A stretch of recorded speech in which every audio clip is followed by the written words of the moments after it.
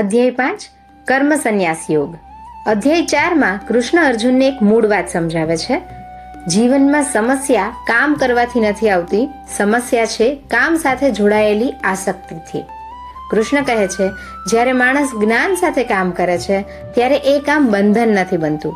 કામ હાથમાં રહે છે પણ મન બંધાતું નથી. પણ અર્જુન અહીં અટકી જાય છે. એના મનમાં એક સ્વાભાવિક પ્રશ્ન ઊભો થાય છે. એ પૂછે છે, હે કૃષ્ણ, તમે ક્યારેક કહો છો કર્મ કરો અને ક્યારેક કહો છો આસક્તિ છોડો, તો સાચો માર્ગ કયો? કર્મયોગ કે સંન્યાસ? આ પ્રશ્ન માત્ર યુદ્ધભૂમિ પર ઉભેલા અર્જુનનો નથી, આ પ્રશ્ન આજના દરેક માણસનો છે. કારણ કે આપણે બધા કામ કરીએ છીએ, નોકરી, વેપાર, સંબંધ, જવાબદારી, પણ અંદરથી અવારનવાર થાકી જઈએ છીએ. મન બોજ જેવું લાગે છે. અહીં કૃષ્ણ બહુ સરળ રીતે જવાબ આપે છે. કૃષ્ણ કહે છે, અર્જુન, કર્મયોગ અને સંન્યાસ બંને સાચા માર્ગ છે. પણ પછી સ્પષ્ટ કરે છે, પણ સામાન્ય માણસ માટે કર્મયોગ વધારે યોગ્ય છે. કારણ કે આ દુનિયામાં કોઈ પણ માણસ કામ કર્યા વગર રહી શકતો નથી. અહીં કૃષ્ણ સંન્યાસનો સાચો અર્થ સમજાવે છે.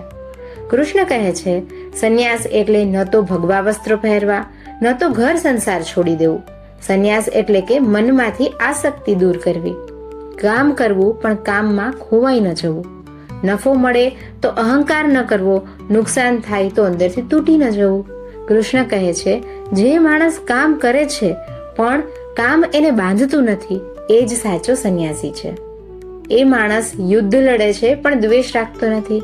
એ મહેનત કરે છે પણ લાલચમાં નથી ફસાતો. અહીં અધ્યાય 4માં આપેલું જ્ઞાન અધ્યાય 5માં જીવંત બને છે. કૃષ્ણ સમજાવે છે, જ્ઞાન વગર કામ ભાર બને છે, થકાવે છે અને ચિંતા આપે છે. પણ જ્ઞાન સાથે એ જ કામ શાંતિ આપે છે. જ્યારે માણસ સમજે, હું કામ કરું છું પણ આખી જવાબદારી મારી એકલાની નથી, ત્યારે મન હળવું બને છે. અધ્યાય 5માં કૃષ્ણ એક બહુ મહત્વની વાત કહે છે. સફળતા અને નિષ્ફળતા બંનેમાં સમાન ભાવ રાખો. એનો અર્થ એવો નથી કે મનુષ્યને લાગણીઓ ન હોવી જોઈએ. એનો અર્થ એવો છે કે લાગણીઓ આપણને ચલાવે નહીં. સફળતા મળે તો અહંકાર ન આવે, નિષ્ફળતા મળે તો આત્મવિશ્વાસ ન તૂટે. કૃષ્ણ સ્પષ્ટ શબ્દોમાં કહે છે, સાચું સુખ બહાર નથી, ન પૈસામાં, ન પદમાં, ન લોકોના વખાણમાં. સુખ અંદરથી આવે છે અને એ અંદરનું સુખ કર્મ છોડવાથી નથી મળતું. એ મળે છે આસક્તિ છોડવાથી. અર્જુન હવે ધીરે ધીરે સમજે છે, મુક્તિ કોઈ દૂરની વસ્તુ નથી, એ કોઈ સ્વર્ગમાં નથી, એ અત્યારે જ છે. જ્યારે હું કામ કરું છું પણ પોતાને આ દુનિયામાં ખોઈ નથી દેતો, હું નથી બનતો. અધ્યાય 5નો સરળ સાર: કામ કરો પણ કામમાં બંધાઈ ન જાઓ. સંસારમાં જીવો પણ સંસાર તમને ચલાવે નહીં. ગીતા કહે છે, જે બધું છોડે એ મહાન નથી, પણ જે બાંધે છે અને એને છોડતા શીખે છે એ જ સાચે મુક્ત થાય છે. પણ અહીં એક નાનો પ્રશ્ન બાકી રહે છે.